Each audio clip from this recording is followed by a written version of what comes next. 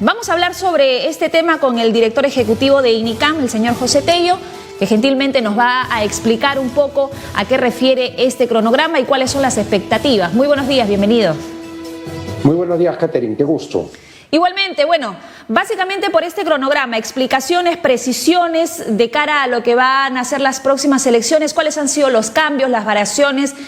Si por ahí se ha dado algo de última hora, se está mencionando mucho, por ejemplo, el tema de las elecciones internas que no van a darse de manera electrónica, como se había dicho en un momento, sino que finalmente, según lo que se reafirma en este cronograma, va a ser presencial. Correcto. Lo que tenemos nosotros al frente es un proceso que definitivamente tiene que responder pues a la capacidad logística y también administrativa que tienen los organismos electorales. Claro. Sobre el tema de las internas que ha mencionado, hay que referir algo.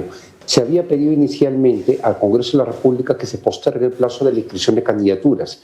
Ese es un plazo legal, por eso tiene que ser cambiado en el Congreso de la República, o debió haber sido cambiado en el Congreso de la República hasta el día lunes 28. Eso no se llegó a hacer. Se pensaba de que las inscripciones deberían haberse dado como ocurrió en el año 2016, en el mes de enero, o sea, 90 días antes de la elección, y no 110 como manda la norma, modificada desde el año 2017. Entonces, ahí hay un detalle que es muy importante tener en consideración porque tenemos estas internas que definitivamente los órganos electorales van a tener que llevarlas adelante, pero obviamente considerando pues una serie de elementos que pueden, digamos, estar presentes, como por ejemplo el hecho de el manejar elecciones distintas probablemente en 24 partidos políticos. Y hay que tener en cuenta acá algo. ¿Por qué distintas? Porque se preveyó justamente el hecho de que existe esta votación por afiliado, o sea, un militante, un voto, y la otra por delegados, que son electos a su vez por los afiliados mediante un militante, un voto. O sea, el mecanismo, mejor dicho, votación directa de los afiliados ya hacia los candidatos coexiste con un sistema donde nuevamente los afiliados escogen delegados, quienes a su vez de manera indirecta escogen a los candidatos. Obviamente este tipo de medidas antitécnicas que tiene la norma 31038 responde evidentemente pues a cálculos políticos de las fuerzas representadas en el Parlamento, que son las que finalmente han validado nuevamente la existencia de esta votación por delegados o interna por delegados, que ya sabemos pues que muchas veces está direccionada, porque definitivamente y por sentido común, cuando se trata de una elección masiva de todos los afiliados de un partido, no se puede direccionar tanto el resultado de la misma como si se puede hacer con delegados, donde por más que sean 50 o 100 personas, las siento en un lugar y puedo negociar con ellas las candidaturas y las ubicaciones de las mismas. Entonces, acá hay, por ejemplo, un problema. Y bueno, eso coexiste con lo que ya sabemos que es la eliminación del voto preferencial, que no llegó a darse, lo cual también fue por cálculo de los partidos políticos, quienes evidentemente pues no quieren perder la posibilidad de poder negociar diferentes números en la lista de candidatos. Me voy a explicar bien en este punto para que quede claro. Acá, por ejemplo, hay una lista de candidatos y obviamente si nosotros tenemos una lista cerrada y bloqueada, ya lo que va a ocurrir es que van a entrar en orden de ubicación en la lista. Y no por el voto preferencial que puede colocar al número 1 como al número 7 o en el caso de Lima al número 33, porque ahora son 33 y ya no 36 escaños. Entonces, esa diferencia, por ejemplo, permite tener un mayor margen de negociación respecto a las candidaturas con las personas que van a postular. Obviamente, si vamos con una lista cerrada y bloqueada, depende estricta y rigurosamente de la votación del partido y ya no de la persona. En consecuencia, si entran 1 o 2 o 3, eso depende del partido. Y los que tendrían valor, si lo queremos ver como un tema de capital político, es el hecho de los primeros números de la ubicación en la lista. Entonces, es menos margen. En una se negocia con la lista completa, en la otra se negocia con la primera parte, que es la parte que obviamente tendría acceso al escaño si es que se logra ganar la elección. Entonces, este elemento, por ejemplo, es evidentemente parte de lo que fue esa voluntad política de no sacar adelante lo de la eliminación del voto preferencial. Y que tiene que ver mucho con lo que estamos hablando también, que es el proceso de elección interna.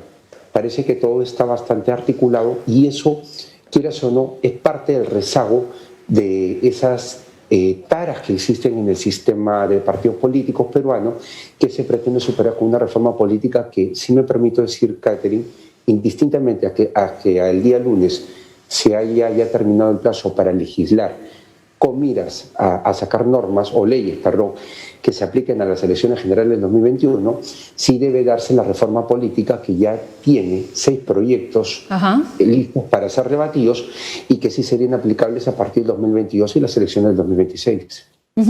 Justamente usted ha mencionado varios puntos, ¿no? Las elecciones internas que se va a dar bajo esta modalidad presencial y ya no electrónica como iba a ser en un primer momento, el tema del voto preferencial, que fue una discusión que a las finales quedó en nada, no se aprobó.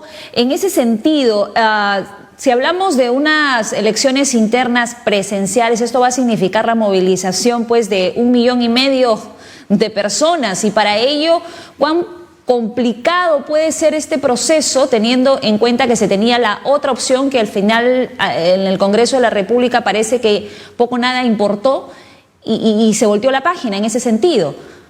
¿Podría significar un riesgo? Bueno, el riesgo sanitario siempre lo hay en la medida en que no se tomen las precauciones debidas. Ahora, la norma, la 31038, prevé la posibilidad de una votación electrónica no presencial y presencial también, o sea, la votación convencional. Eso hay que dejarlo bien en claro. O sea, hay marco legal para llevar ambos tipos de procesos, presenciales y no presenciales, punto 1. Lo que sí está mal es que, por ejemplo, subsista, por eso lo resalté hace un rato, esta elección por delegados. ¿Por qué? Porque al subsistir esta elección por delegados, tenemos un doble proceso electoral. Una elección, un militante, un voto para elegir a los delegados, y finalmente los delegados son quienes se reúnen en un colegiado, mejor dicho, una suerte de asamblea eleccionaria, y escogen a los candidatos que finalmente van a ir en la lista del Congreso. Entonces, eso está mal, sobre todo cuando, por ejemplo, la candidatura presidencial y de vicepresidente, en la fórmula presidencial, se elige a través de un militante, un voto, porque así lo establece la norma. Entonces, no se elige por delegados. Entonces, esas son cosas que, por ejemplo, repito, o sea, vienen complicaciones por el lado del Congreso y por el marco normativo que pudo haber sido mejor, pero que ya, listo, en las condiciones actuales es lo que tenemos, y en todo caso habría que llamar o invocar a la seriedad por parte de los órganos, o mejor dicho, de las organizaciones políticas, los partidos que van a intervenir en estos comicios, a que manejen esto pues de la manera más ordenada, de la manera más uniforme, con la OMP, con el jurado y con el RENIE, que van a estar involucrados en el proceso de elecciones internas, y bueno, lleguemos a buen puerto. Y por qué no, apuesten más por la democrática elección de un militante, un voto. Ahora, esta elección se está desarrollando de manera distinta, ¿no? Porque estamos en el contexto de una pandemia y ante ello se han efectuado diversos cambios. ¿Cuáles son esos cambios que se podría destacar, que han marcado la diferencia en comparación con procesos electorales anteriores? Correcto. En primer lugar, estamos viendo que el plazo para las alianzas se está dando de manera discrecional por parte del Jurado Nacional de Elecciones, quien es el ente que por norma, por ley expresa, tiene la potestad de ubicar, o sea, los plazos para la conformación de alianzas dentro del cronograma electoral. Recordemos que hacia el año 2017 se había establecido un plazo de 210 a 135 días antes de la elección, pero eso fue superado el año pasado con la adopción de la norma 30.995, que es la que justamente le da prerrogativa al jurado de poder establecer el plazo en su cronograma electoral. Entonces, el jurado lo acaba de hacer y ha establecido que hasta el día 15 se pueden presentar alianzas y hasta el día 29 esta tiene que estar debidamente inscritas en el ROC, lo cual implica un trámite administrativo en los días entre el 12 y el 29 de octubre próximo. Es un plazo cercano. Hoy día vence, por ejemplo, el plazo para las afiliaciones. Y eso es importante porque esta es una norma también dada de carácter especial por efecto de la pandemia. El plazo que vence hoy día está establecido en la ley 31038, que tiene disposiciones finales y transitorias en la ley orgánica de elecciones y en la ley de organizaciones políticas. Entonces, lo que estamos viendo hoy día es el vencimiento de un plazo. Y hoy día también se tiene que aclarar quiénes finalmente van a ser los presidenciales y en qué partido van a estar para postular. Porque, por ejemplo, hasta el día de hoy está esa posibilidad de inscribirse, por ejemplo, aquellas personas que todavía son independientes y que aspiran a llegar a la presidencia de la República en diferentes partidos y, de hecho, este tipo de candidaturas tienen que pasar por un proceso de elección interna, como ya mencionó anteriormente, de un militante un voto. O sea, necesariamente tienen que estar inscritos y ser afiliados al partido el día de hoy. Justamente sobre eso, con el tema de las candidaturas, ¿en qué fecha exactamente sabremos cuáles son esos candidatos para la contienda electoral? Teniendo en cuenta que el 22 de diciembre es la fecha límite para la presentación de solicitudes de inscripción de candidaturas, pero estas todavía pasan pues por un proceso de filtrado, ¿no?, por parte del Jurado Electoral de Elecciones. Elección interna, básicamente. O sea, la elección interna, lo que viene ahora, hasta la fecha límite de ahora, es la elección interna. Y ya la elección interna nos va a dar a nosotros la componenda. Lo que podemos tener hoy en día es una, digamos, una especulación ya más sustentada de quienes podrían ser candidatos a la presidencia. Por ejemplo, hablemos de un caso en particular, George Forsyth. George Forsyth aspira a ser presidente, incluso aparece en los últimos sondeos. Él salió, o mejor dicho ahora, y se acaba de inscribir como miembro de Restauración, que va a cambiar el nombre por Victoria Perú. Y en este caso, por ejemplo, él, que ya está inscrito, es parte de este paquete de potenciales candidatos a la presidencia que tendrían hasta el día de hoy para inscribirse.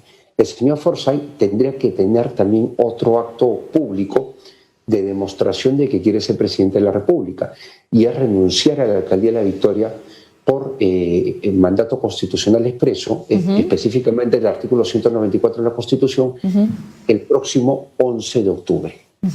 Tendría que renunciar, de todas maneras. Entonces, de esa manera, podríamos ya nosotros ver que esto ya va tomando el cuerpo debido y ya se están viendo la cara de los presidenciales, que obviamente en los próximos 2 meses van a participar en los procesos de elecciones internas y finalmente van a tener que inscribir su candidatura en la fecha legal, que es el 22 de diciembre del año 2020. Perfecto. Ahora, una última consulta. Han habido muchos comentarios respecto al porcentaje de ausentismo, ¿no?, por la última encuesta que realizó Ipsos y por otras consultas que se han hecho en diferentes medios de comunicación, y sobre todo cuando se habla de una posible segunda ola de contagios, ¿no? En ese sentido, ¿qué es lo que se precisa exactamente cuando ocurre este tipo de ausentismo en un proceso electoral? ¿Estas no se declararían nulas? ¿Sí se declaran nulas? ¿Qué es lo que se establece? Para que haya una nulidad, Catherine, y es bueno tocar este tema, tiene que haber 2/3 del total de electores en una jurisdicción, en este caso una jurisdicción nacional. En realidad no veo que ese escenario se pueda dar con facilidad. Ahora, se está viendo lo de la vacuna en los próximos meses y por ende quizás la pandemia o los efectos de la pandemia lleguen algo degradados, ya, o sea, me refiero a mucho menor intensidad para los comicios del 11 de abril de 2021. Sin perjuicio de eso, se tienen igual que tomar las medidas sanitarias. Van a haber más locales de votación, van a haber mayor cantidad de mesas, un horario más extendido y también disposiciones que va a dar la OMPE para el día de la votación. Pero acá hay que tener en cuenta algo. No veo un escenario de ausentismo, no sería bueno. Felizmente no prosperaron proyectos de verdad bastante desestabilizadores como aquel proyecto que buscaba la eliminación de las multas electorales, por lo menos para estos comicios. Eso sí hubiese sido un gran problema para lograr tener a los miembros de mesa que no estarían, digamos, nada requeridos si es que no hubiese una multa como la que existe, aunque hay estipendio incluso de un pago de 120 soles, que también se está viendo de gestionar. Entonces, acá hubiese habido problemas con miembros de mesa y también con electores. Ahí sí hubiese habido un problema, un séptimo fuerte, pero felizmente eso es algo que quedó ahí como, bueno, una de las propuestas populistas que a veces salen del Parlamento. Entonces, en realidad...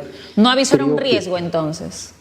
No avisó un riesgo y algo importante. Considero que más bien es una prueba para todos nosotros los peruanos como electores el acatamiento de las disposiciones que dé la OMPE para ir a votar. Por ejemplo, si nos ordenan que la población vulnerable vaya temprano, tiene que ir la población vulnerable temprano. Si ordenan de que vayamos por el número de DNI o cualquier otro tipo de mecanismo que evite el día de la elección, que va a ser en un solo día, que haya aglomeraciones, tenemos que respetarlo, pues, y romper esas costumbres típicas de ir después del desayuno para que no me tomen de miembro de mesa porque a veces cuando uno va a votar temprano lo quieren tomar el miembro de mesa si están instalados, o si no, irme después del almuerzo donde se generan pues unos acordeones increíbles en los centros de votación. Entonces, esas cosas sí tenemos que cambiarlas porque creo que esta pandemia en algo tiene que aportar de positivo y es en el cambio de una conducta de todos los peruanos y mayor responsabilidad, Caterina. Claro, compromiso ciudadano, ¿no? Y que también se establezca una comunicación adecuada para que toda esta información sobre cómo se va a sufragar, que eso en un contexto distinto, ya no va a ser de la manera habitual a lo que estamos acostumbrados, entonces toda esta información pues tiene que llegar a todos los hogares y el compromiso ciudadano no puede faltar para que esto se desarrolle de la mejor manera. Muchísimas gracias por este contacto con Mundo Noticias. Hasta otra oportunidad.